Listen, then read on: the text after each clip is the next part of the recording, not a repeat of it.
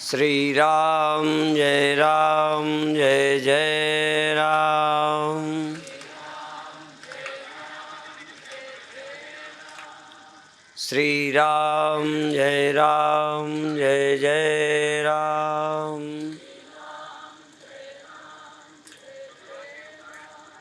सच्चिदानंद भगवान की, सनातन धर्म की। ये पहला अवसर है जब किसी पुस्तक के विमोचन के पहले मैंने ठीक से देखा है। मुझे आज ही वह पुस्तक विमोचन के लिए दिन में दिखाई गई। मैं अंत तक नहीं पढ़ा पर क्रम से पढ़ा है।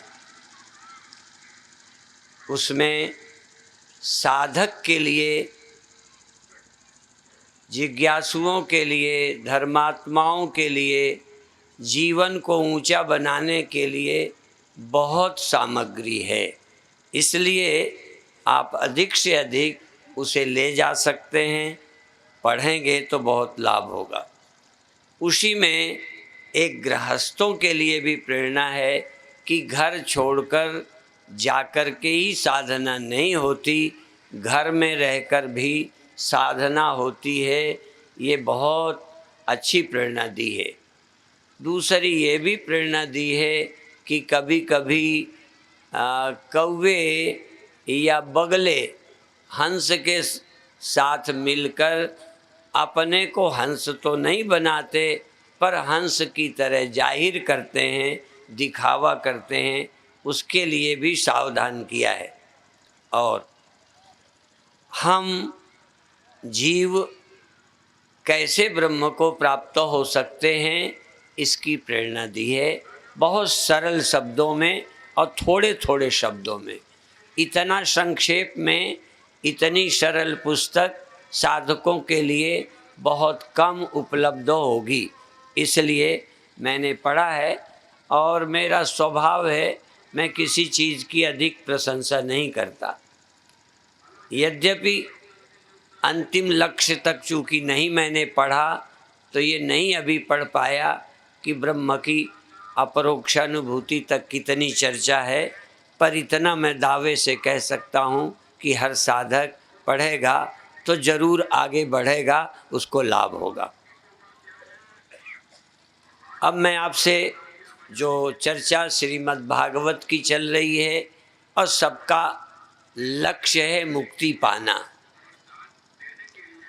तो मुक्ति पाने के लिए हमारे पास एक तो देहाभिमान, पर हमारे यहाँ 3 देह माने हैं। 3 देह, स्थूल देह, सूक्ष्म देह और कारण देह, कारण शरीर। इनका अभिमान जब चला जाता है, और कैसे जाता है? देहाभिमान जाना, स्थूल देहाभिमान जाना थोड़ा आसान है, क्योंकि देह में हम आते हैं, देह को रोज छोड़ते हैं और वही मृत्यु में देह को छोड़कर दूसरे शरीर में जाता है। यह थोड़ी चर्चा की भी थी कि शरीर में प्राण बना रहता है और सूक्ष्म शरीर सो जाता है। सूक्ष्म शरीर में अंतःकरण इंद्रियां सो जाती हैं, क्योंकि दुख का कारण प्राण नहीं है। दुख का कारण प्राण नहीं है, दुख का कारण अंतःकरण है। प्राण रहते भी सोए पुरुष को, बेहोश पुरुष को, कौमा वाले पुरुष को कोई तकलीफ नहीं होती। चीर फाड़ करते हैं डॉक्टर लोग, बेहोश करके ऑपरेशन करते हैं। एक व्यक्ति को अंग निकालना, दूसरे व्यक्ति में लगाना, ये डॉक्टरों की सर्जरी की एक बहुत बड़ी देन है। आज शरीर के अंगों को लेकर दूसरे में लगाने का काम ऐसे है जैसे कोई कार के पुर्जे लगा देता है। उनका भी बड़ा एहसान है डॉक्टरों ने मेहनत की है, रिसर्च की है, ऐसे ही हर क्षेत्र में विकास होता है। आध्यात्मिक क्षेत्र में भी आज कथाएं बहुत चलती हैं और मनुष्य चाहे तो जैसे डॉक्टरी का उपयोग और फायदा उठाता है, ऐसे ही वह धार्मिक सत्संगों का भी मानसिक सुधार में बहुत लाभ ले सकता है। दुख का कारण शरीर भी है। यदि शरीर रोगी होगा तो दुख होगा, पर दुख उतनी देर होता है जितनी देर हम शरीर में रहते हैं। शरीर छोड़ दें या सो जाएं या बेहोश हो जाएं तो दर्द नहीं होता। दर्द को महसूस करने का, कष्ट को अनुभव करने का साधन मन है। इसलिए जब देह से प्राण निकल जाता है तो सूक्ष्म शरीर जाता है, तो जलाया जाता है, या मिट्टी में दबाया जाता है या जल में बहाया जाता है, या कहीं ऐसे ही पड़ा रह जाता है तो कुत्ते गेंद कौवे खा जाते, पर उसको कोई तकलीफ नहीं, कष्ट नहीं। कष्ट का कारण शरीर में मन का होना है, और शरीर में मन उतनी देर काम कर पाता है जब प्राण रहता है। ये स्वतंत्र देह में रहने में स्वतंत्र नहीं है। हम चाहें इस देह में बने रहें, नहीं रह सकते। प्राण निकलेगा तो जाना ही पड़ेगा। मैंने मधुमक्खी का उदाहरण दिया था कि यदि वो पेटियां बनाकर शहद इकट्ठा करते हैं तो कुछ मक्खियां बाहर जाकर शहद लाती हैं, इकट्ठा करती हैं। रानी मक्खी अंडे देती है और उसमें रहती है। ऐसी पेटी बनाई जाती है कि रानी मक्खी न जाए। यदि वो चली गई तो सब चली जाएंगी। ये जब तक प्राण, रानी मक्खी के बजाय मैंने कहा था ये राजा है, ये इससे यदि निकल जाए तो बाकी इंद्रियां अपने आप चली जाएंगी।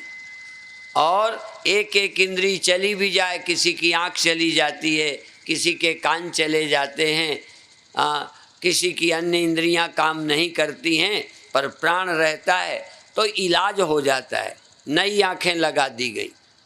अभी प्राण डालने की व्यवस्था नहीं है, अंग बदलने की व्यवस्था हो गई है, पर अभी बहुत ऐसे वैज्ञानिक हुए हैं जो आदमी सोचने लगा है कि विज्ञान इतना बढ़ जाएगा कि दोबारा जीवित भी कर सकेंगे, ऐसा सोच रहे हैं। इसलिए बहुत लोगों ने मरने के पहले अपने देह के विषय में वसीयत कर दी है कि हमारे देह को सुरक्षित रखा जाए, उसके लिए रुपए दे दिए हैं और मसाला लगाकर शरीर को जीवित रखा जाता है। वो ये कह गए हैं कि जब कभी विज्ञान बढ़ेगा और प्राण डालने की कोई योजना निकल आएगी तो हम जीवित कर दिए जाएंगे, इतनी आशा से लगे पड़े। हमें विश्वास भी कम है, पर विज्ञान को भी चुनौती देना आसान नहीं है। बहुत काम जो कल हम नहीं मानते थे आज विज्ञान ने कर दिए हैं। ये भी कर दे तब भी हमारी समस्या का समाधान नहीं होगा।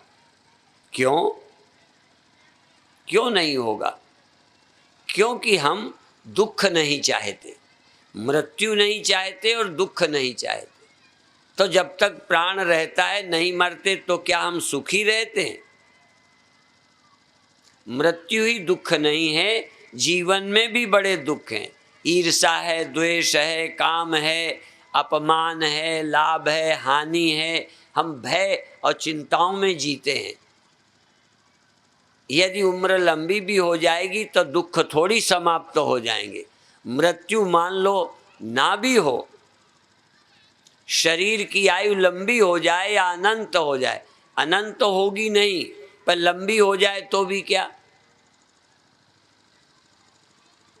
तो इसलिए दुख भी तो हम नहीं चाहते, तो दुख कैसे ना हो, मृत्यु का दुख ना हो, ये एक समस्या है। और मान अपमान, लाभ हानि, भय, शोक, चिंता। तो यहाँ आते आते जब हम बड़ौदा उतरे तो रास्ते में एक जगह रुके, कई जगह रुके। तो एक जगह 2 शब्द कहे, दूसरे जगह शिवराजपुर में भी कुछ कहा, कहते चले आए। तो हमने भगवान कृष्ण के गीता का एक श्लोक, उसमें आधा ही विशेष, अव्यक्तोयम अचिंत्योयम अविकार्योयमुच्यते। अब देखो 3 शब्द हैं, अव्यक्तोयम अचिंत्योयम अविकार्योयमुच्यते। यह माने आत्मा, यह माने जो तुम्हारे भीतर है, यह अव्यक्त है, प्रतीत नहीं होता, व्यक्त नहीं है, ज्ञान का विषय नहीं है, जानने में नहीं आता, अव्यक्त है और अचिंत्य है, ख्याल में भी चिंतन में भी नहीं आता। कितना चिंतन करो यह अचिंत्य है। उपनिषदों ने, गीता ने ऐसे ही शब्द नहीं बोल दिया, और भी कई जगह कह दिया ध्यान में आता है, बहुत जगह कह दिया वो ध्यान में नहीं आता। निगम नेति जय ध्यान न पावा, जिसका ध्यान नहीं, नेति नेति ध्यान में नहीं आता। यूँ तो का ध्यानावस्थित तद्गतेन मनसा पश्यन्ति यम योगिनो, जिसको योगी लोग ध्यान में देखते हैं। अब इसका भी बड़ा विचित्र है, चूँकि इन सब शब्दों की संगति बिठाना, तो अचिंत्य है, ध्यान में भी नहीं आता, क्योंकि ध्यान में और सब कुछ आ जाता है, वो ध्यान करने वाला ध्यान में कैसे आएगा। और मान लो मेरे ध्यान में मैं आ जाऊं तो 2 मैं हो जाएंगे, एक ध्यान में आ गया, एक के आ गया। जैसे छूने में आना, देखने में आना, जानने में आना, ये तो अविकारी और अविकार्योयमुच्यते, विकारी नहीं है, अर्थात उसमें किसी तरह का विकार, परिवर्तन, सड़न, गलन, जलन नहीं होती, कोई विकार उसमें नहीं है। काम, क्रोध, लोभ आदि विकार भी उसमें नहीं है, ये सब मन में है, उसमें नहीं है। तो ये पहले समझना।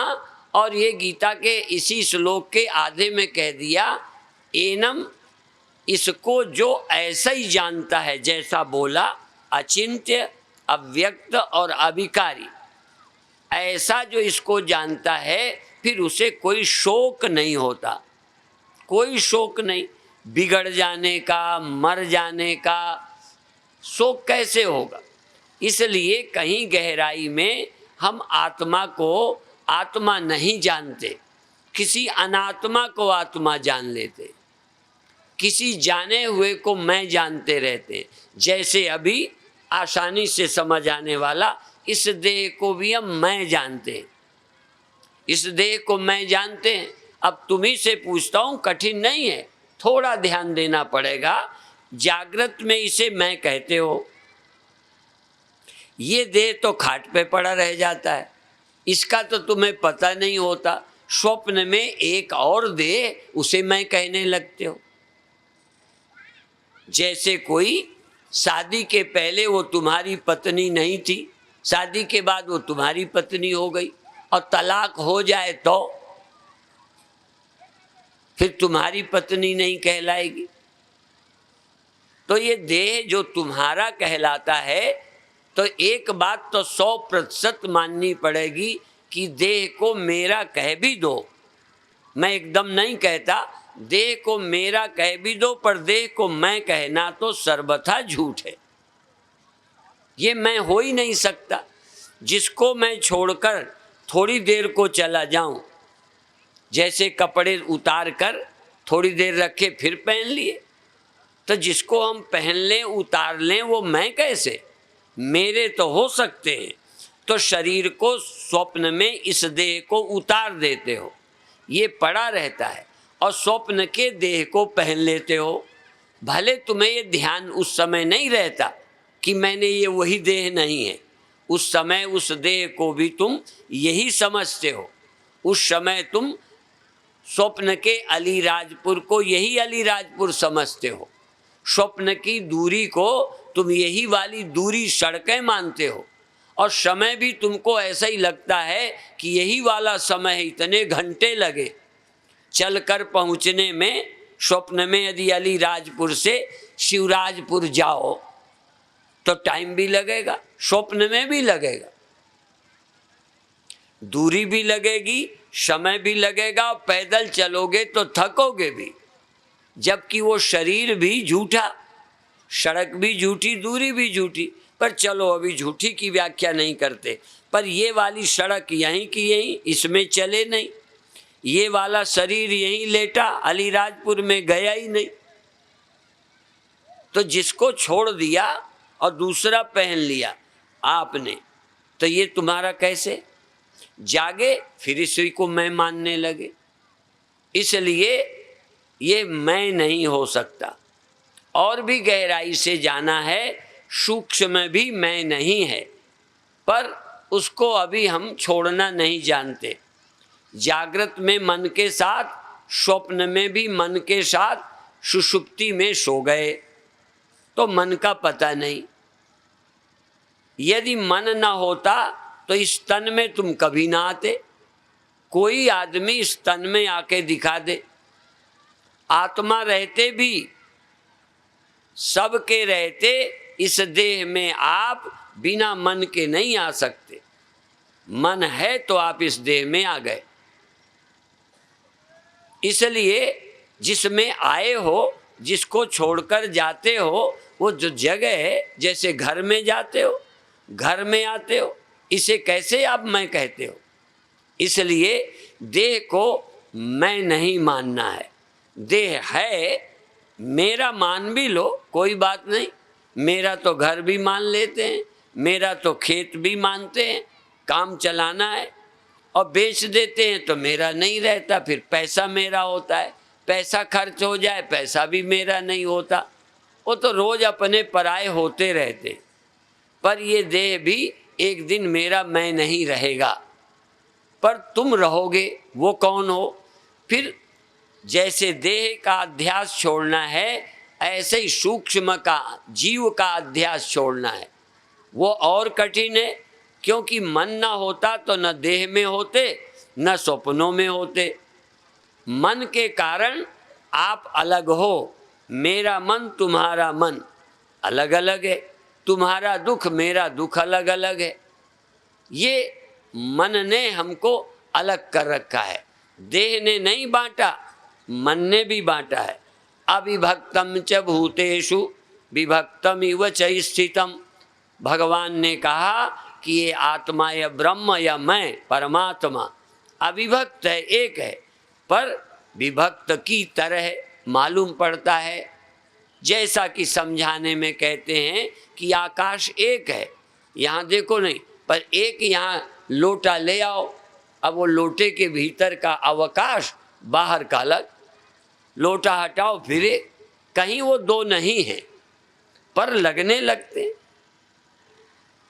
और कितनी बातें विज्ञान से मानोगे।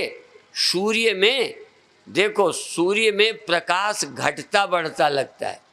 प्रातःकाल हमको भी हमारी आंखों से लगता है अभी धूप नहीं है, सुबह सुबह लगता है, शाम को फिर लगता है धूप कम हो गई, दोपहर में लगता है तेज हो गई। तो क्या सूर्य की रोशनी को कोई लालटेन है क्या कि जो हम धीमी कर लेते हैं, तेज कर लेते हैं? कौन साइंटिस्ट जाता है जो सूर्य को बढ़ाता है, शाम सुबह घटाता है? तो दूसरा उत्तर होगा कि सूर्य जब से है अभी तक सुबह शाम में कम से कम घटता बढ़ता नहीं है। पर हम सबको लगता है, एक दो को नहीं लगता। ऐसा कोई आदमी ढूंढो जिसको सूर्य की रोशनी दिन रात बराबर लगती हो। सबको लगती है। हमारी आँखों को, हमारे शरीर को सुबह की रोशनी, तापमान कम लगता है, दोपहर का तेज लगता है, शाम को कम लगता है। आपको तो नहीं लगता? बोलो, लगता है, पर ऐसा होता नहीं। अब देखो, लगने पर भी नहीं होता, क्योंकि सुबह सुबह हमारी पृथ्वी का एंगल और सूर्य का ऐसी स्थिति में है कि हमें उसका तापमान कम लगता है। जैसे सूर्य, हम टार्च को सीधा आँखों में करें तो बहुत लगेगा, और छत पर ऐसे कर दें तो रोशनी तो है, पर आपकी आँखों को तेज नहीं लगती। तो सूर्य की किरणें जब सीधा हमारे ऊपर पड़ती हैं तो ज़्यादा तेज लगती हैं, जब तिरछी पड़ती हैं तो कम तेज लगती हैं। सूर्य का तेज बराबर है, सुबह भी उतना, शाम भी उतना, दोपहर में भी उतना। पर एक दयाराम कवि हुए हैं कि सूरज की 3 कला होती एक दिन में, सूरज की 3 कलाएं एक दिन में होती हैं, तो सूरज की तो 3 कलाएं होती ही नहीं है। ऐसे ही आत्मा में भी हमें सबको फर्क नजर आता है। भगवान शंकराचार्य तथा और बहुत लोगों ने कहा है, गोस्वामी जी ने भी एक जगह कह दिया, एक जगह कहते बालक भ्रमय, बच्चे घूमते हैं नाचने की तरह, बच्चे चक्करी लगाते हैं, हम भी बचपन में लगाते रहे, खूब घूमते। फिर जब पृथ्वी इतना घूमने लगती मकान तो बैठ जाते थे, खूब चक्कर लगाया तो पंडाल और सब घूमने लगा, यदि बैठते नहीं तो गिर जाते, तो बैठ गए। थोड़ी देर बाद पंडाल का हिलना, धरती का हिलना, मकान का हिलना बंद हो जाता है। बंद हो जाता है कि हिला ही नहीं था, सही बता दो, हिला ही नहीं था। पर हमें लगा चूंकि हम घूम गए ना, हमारे मन में घूमने का प्रभाव पड़ा तो पृथ्वी घूमने लगी। मन पर बहुत कुछ निर्भर है। मन एव मनुष्याणाम कारणम बंधमोक्षयो, मनुष्य का मन दुखी कर देता है, मनुष्य का मन हानि लाभ का अनुभव करा देता है। कुछ नहीं बिगड़ता तब भी मन हमें सब बिगड़ गया, सब ये हो जाएगा, ऐसा सोचता रहता है। इस सब बातों से मुक्त करने के लिए कथा आवश्यक है। ये मन ही समस्या है, मन ही पापी, मन ही पुण्यात्मा, मन ही दुख, मन ही सुख और मन ही मुक्ति। मन मुक्त हो गया तो मुक्त हो गए, मन बांध दे तो बंध गए। है कुछ लेकिन आसान भी नहीं है, जहाँ कठिन नहीं तहाँ आसान भी नहीं। कोई धीर पुरुष कश्चित धीरा प्रत्यगात्मानमैक्षत आवृत्त चक्षु अमृतत्वमिच्छन्। कोई धीर पुरुष अपने मन को रोककर, इंद्रियों को रोककर आत्मा का अनुभव करता है।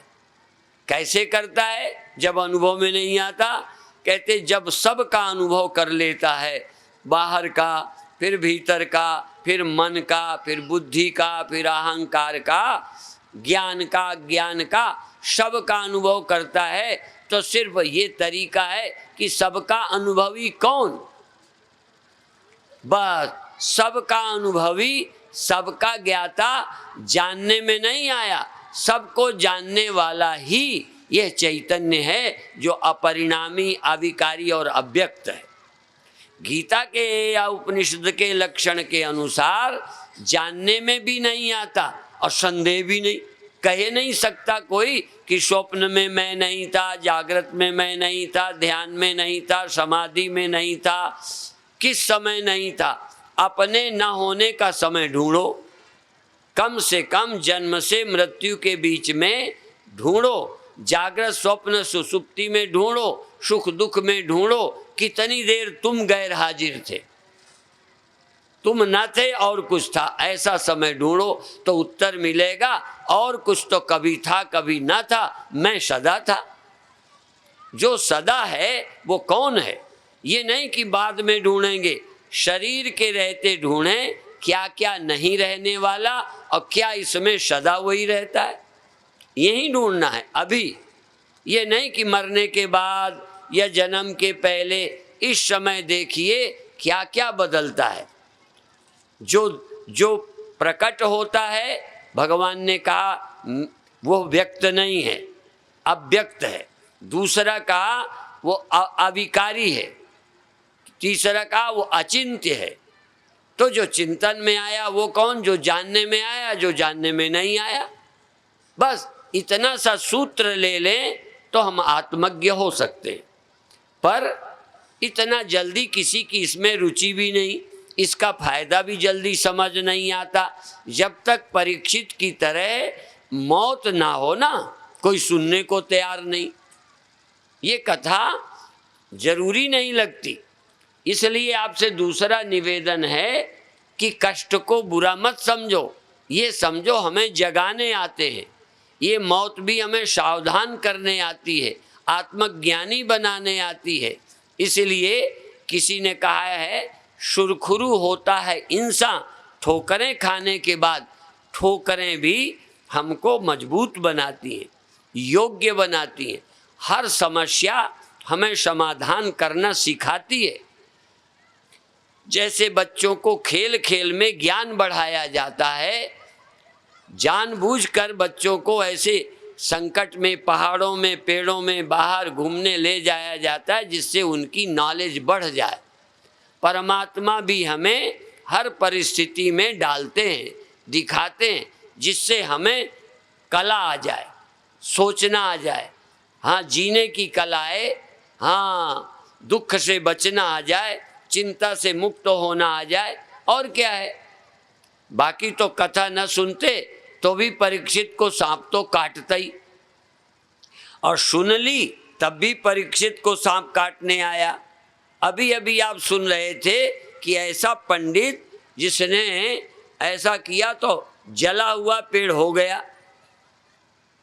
अब ये दिखाकर परीक्षित को पूछा गया कि तुम क्या चाहते हो, पंडित जी को बुलाया जाए। अब देखो, पेड़ को जलाकर दिखा दिया उसके जहर से, इतना जहरीला सर्प डसने आ रहा है जिसकी फूंक से पेड़ सूख गया। अब सुखदेव जी ये भी कहते, मेरे बैठे रहते वो नहीं आएगा। अब मैं उस जगह होता तो कह देता आप यहीं बैठे रहो, भाई ये बैठे रहेंगे तो सांप नहीं आएगा। पर यदि सांप ना आता तो मेरा ज्ञान क्या।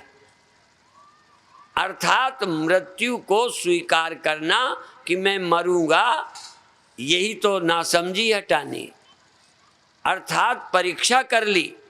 सुखदेव जी ने कथा ही नहीं सुनाई, यह प्रश्न पूछकर परीक्षित की परीक्षा कर ली कि हाँ इसकी ज्ञान निष्ठा पूरी है, कि हाँ आप जाइए, मुझे कोई चिंता नहीं, मुझे कोई भय नहीं, मैं आत्मस्थ हूँ, ब्रह्मस्थ हूँ, मैं विकारी नहीं हूँ, ये अनुभव हुआ। और एक दिन इसकी ज़रूरत सबको पड़ेगी, एक दिन होगा, चाहे हम हॉस्पिटल में हो चाहे घर में हो। जरा ध्यान देना, वो दिन तो नहीं आएगा ना, जिनका जिनका ना आए वो दिन, हमारा तो आएगा, दिन तो आएगा। अब वो बात है कि हमारी बुद्धि कैसी हो, उसकी तैयारी उसी दिन करना चाहिए। अच्छा, फिर 7 दिन कथा सुनी कि 7वें दिन सुनी? जरा मैं पूछता हूँ, 7 दिन कथा सुनी कि 7वें दिन कथा सुनी? ये 7 दिन क्यों सुनी? जब 7वें दिन सांप काटना था तो 7वें दिन सुनते, अर्थात 7 दिन सुनी तो 7वें दिन तक मन तैयार हो गया। हम लोग 7 दिन नहीं 7 महीने सुने, हम लोग 7 वर्ष सुने। हम एक दिन में समझने वाले नहीं हैं। ऐसे भी लोग हुए जिन्होंने 1 दिन भी सुनी, 2 घड़ी भी सुनी। ऐसे लोग थे जिन्होंने 2 घड़ी सुनी और मुक्त हो गए। अपन 2 घड़ी वाले नहीं हैं, हम तो अपने को 7 दिन वाला भी नहीं मानते। हम तो गुरुदेव के पास आए, जैसे यहाँ कई संत हैं, किसी ने गाड़ी चलाई, किसी ने महाराज जी की रोटी बनाई, हम भी रोटी बनाने वालों में। मैं झूठ नहीं बोलता, तुम हंसी मत समझना। हमने गुरुओं की रोटी बनाई, गुरुओं के कपड़े धोए, गुरुओं की सेवा की। हाँ, हमने तो ये सुना है कि भाई सेवा का ही प्रताप है। कई बार लोग कहेंगे, ये भी कहेंगे कि पहले स्वामी जी की रोटी बनाता था, थे भी नहीं कहेंगे। अब वो कहेंगे रोटी बनाता था तो क्या गुनाह करा था भाई, रोटी बनाते थे तो क्या बुराई की थी। कई लोग तो इसी को निंदा के अर्थ में बोलते हैं, कई यही प्रशंसा के अर्थ में, दोनों अर्थ निकल आते हैं। तो जिन्होंने रोटी बनाई, जिन्होंने सेवा की, आज बढ़िया हैं, बहुत अच्छी बात है। तो इसी तरह से आप भी कोई कहेंगे, कई लोग ये कहते हैं, जैसे मान लो मैं फेमस हो गया। अब कल एक दिन वो भी तो था जब किसी स्कूल में पढ़ने गए थे, तो किसी ने प्राइमरी में, किसी ने मिडिल में, किसी ने 10 में हमें पढ़ाया, वो मिल जाएं तो वो भी कहेंगे हमने इनको पढ़ाया था। तो एक तो गर्व अनुभव करते हैं कि भाई हमने पढ़ाया था, हमारे पढ़ाए इतने अच्छे हो गए, खुशी अनुभव करते हैं। कई हमें बदनाम करने के लिए भी कहेंगे कि हम ही ने तो पढ़ाया, तो हमारा पढ़ाया हुआ। और कोई कोई संत महात्मा कहीं से श्लोक सीखेंगे, हाँ कहीं ना कहीं श्लोक सीखा, कीर्तन सीखा, तो कई कहेंगे अरे इनको तो हम ही ने तो श्लोक बोलना सिखाया, इनको आता ही क्या था। तो भाई हम लोग सब कोई पढ़ के थोड़ी जन्मे हैं, यहीं आके पढ़े हैं। आप भी यहीं सीखिए, शर्माइए नहीं। सीखने में, पूछने में, करने में शर्माओ नहीं, तो सब कुछ मिल जाएगा। यहाँ क्या असंभव है। कौन सा काम कठिन जग माही, जो न होए तात तुम पाई। कौन सा ऐसा कठिन काम है जो तुमसे हो नहीं सकता। तुम भी ब्रह्म हो सकते हो। वाल्मीकि भय ब्रह्म समाना। हमने महाराज नरसिंहानंद जी महाराज की वाणी का जो संग्रह हुआ पढ़ा, तो क्या मन गदगद हो गया। कैसे कैसे लाल हो जाते हैं, कैसे कैसे हीरे हो जाते हैं। क्या आदमी क्या से क्या हो जाता है। यही हाड़, यही मांस ऐसे ही है, पर क्या कमाल है। इसलिए आप भी, यहाँ नकल का अर्थ नहीं है, आप भी सब हो सकते हो। इसमें हर व्यक्ति पढ़कर उतना ही अच्छा संत बन सकता है, हनुमान बन सकता है। हनुमान जी सेवा करते हैं, बदले में कुछ नहीं चाहते। लक्ष्मण को कुछ मिला, भरत को कुछ मिला। अब हनुमान ने किसी से कुछ नहीं लिया, लेकिन क्या हनुमान को कुछ नहीं मिला। हाँ, जिसने कुछ नहीं चाहा उसको जाने क्या मिल गया। और यहाँ तक मिल गया कि मिलने की चाह न रही। ऐसे ही महाराज जी के बहुत सारे संत हैं जिन्हें कुछ चाहिए ही नहीं, बस चाहिए यही गड़बड़ी है। इसका मतलब इतना अभी कम मिला कि चाह पूरी नहीं हुई। हाँ देखो, महाराज से मिला लेकिन चाह रह गई, और जिनको इतना मिला अब चाह नहीं रह गई। महाराज जी का काम करना बस। शरीर रहते भी उनका काम किया, शरीर न रहने पर भी उन्हीं का काम करना, उसी भगवान का काम करना है। किसी ने हमसे भी किसी ने पूछा कि वो आपका आश्रम बना रहे हैं, किसी ने पूछा। मैंने कहा ये उनसे पूछो कि अपना बना रहे कि मेरा, क्योंकि ये मामला मन का है।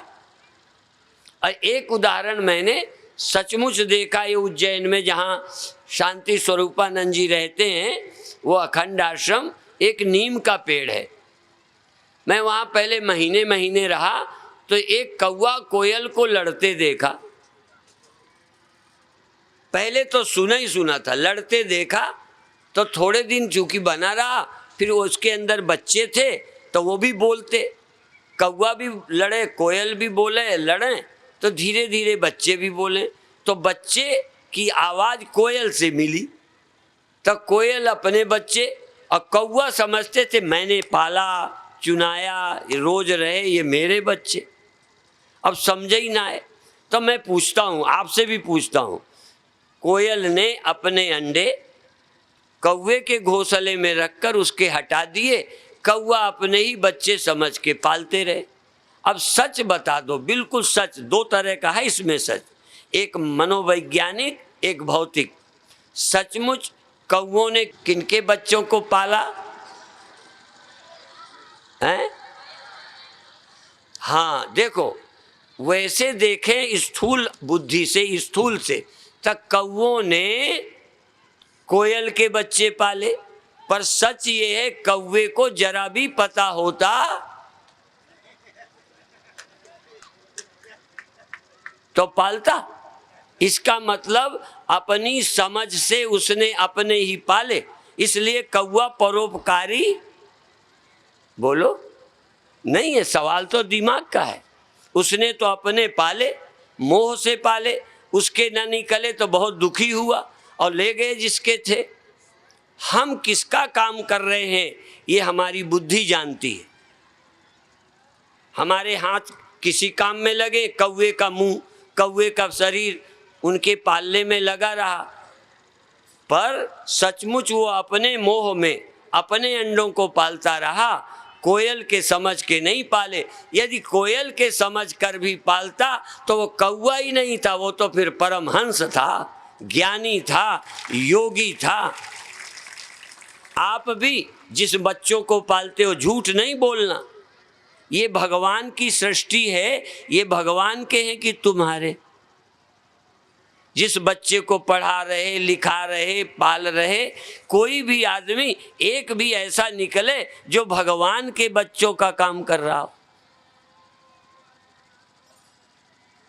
भगवान के बालक को पढ़ा रहा हो, भगवान का काम कर रहा हो। और यदि भगवान का करते थे, भगवान ने बीच में मान लो बुला लिया या और काम में भेज दिया, मिलिट्री में भेज दिया या शरीर छोड़ा दिया, तो हम क्यों रोएंगे? उसके बच्चे थे, कोयल के थे, कोयल ले गई। यदि ये बच्चे भगवान के हैं तो पाल रहे हो भगवान के, कहाँ मोह, कहाँ ममता, कहाँ दुख, कहाँ चिंता, उसके बच्चों को पालिए, आप सेवा करिए। हम तो भगवान के भेजे हैं, सेवा कर रहे हैं, भगवान की दुनिया में लगे। हमें ना बड़ा बनना है, ना अपने बच्चे हैं तो हम मोही भी बने, रोए भी, दुखी भी हुए। आप किनके मरे पे रोते हो? जो तुम्हारे हैं। किनके लिए दुखी होते हो? जो तुम्हारे हैं। अब ये काम तो यही, ये दुनिया भगवान की थी तो भी हाथ यही, पैर यही, रोटी यही, पढ़ाना लिखाना यही, मकान यही, और तुम्हारे हैं तब भी यही। सवाल सिर्फ दिमाग का है कि कौवे ने क्या किया, अपने पाले या कोयल के। तो समझ से पूछूं तो कौवे ने अपने पाले, वैसे देखें तो कोयल के पाले। हम भी सब काम तो भगवान ही का कर रहे हैं, और किसका काम है, पर समझ में हम सब अपने काम में लगे हैं, कोई भगवान के काम में नहीं लगा। कई बार तो मैं ये तक कहता हूँ, साधु भी कथा न करते यदि इसका लाभ भगवान को मिलता होता।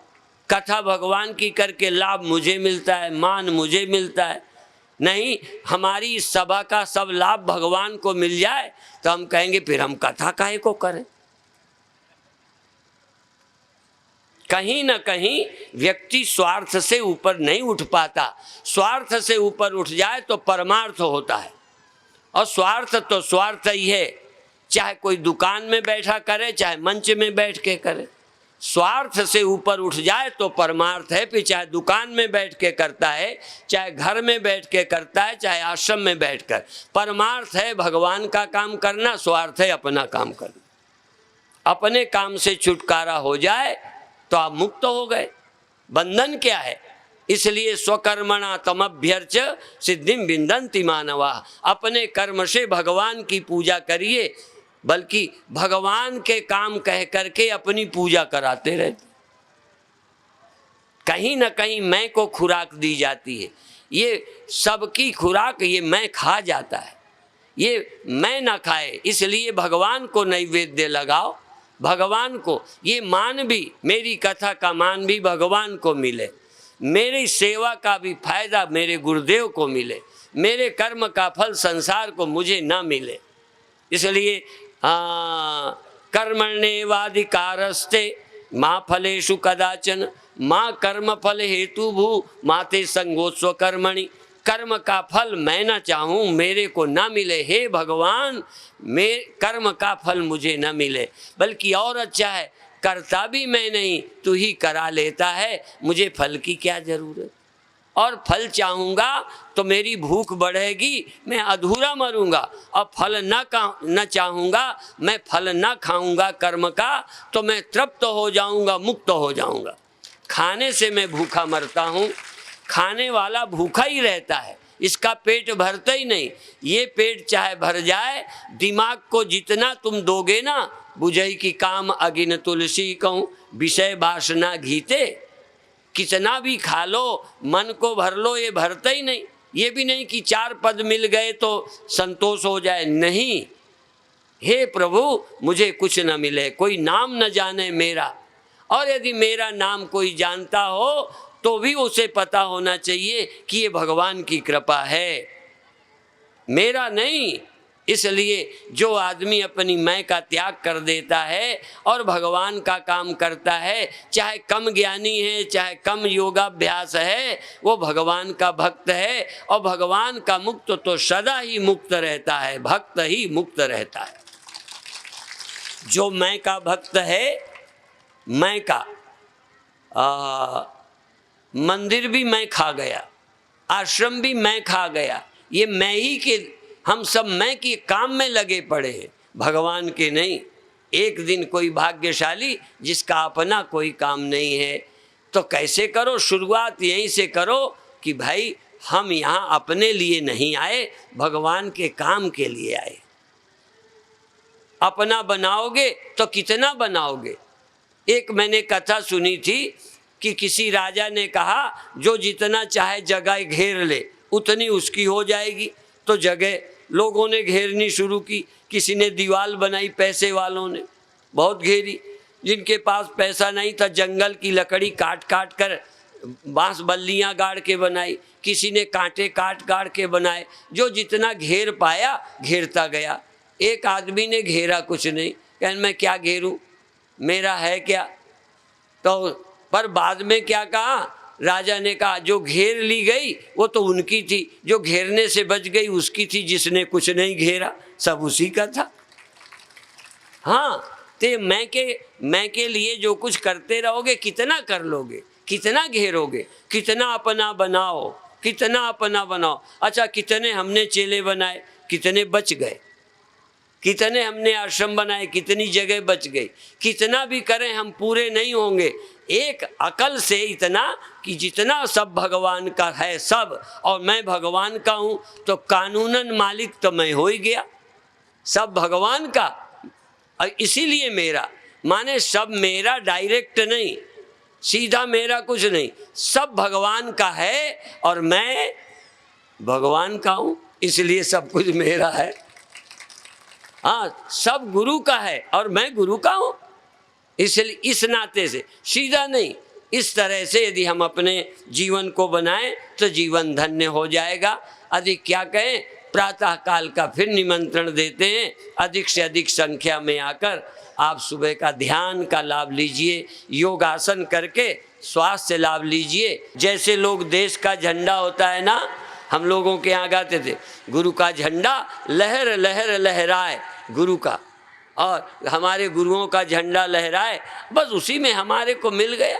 उनकी ख्याति ही मेरी ख्याति है, उनका काम मेरा काम है, मेरा अलग से काम नहीं। हनुमान जी कहते राम काज कीने बिना मोहि कहाँ विश्राम।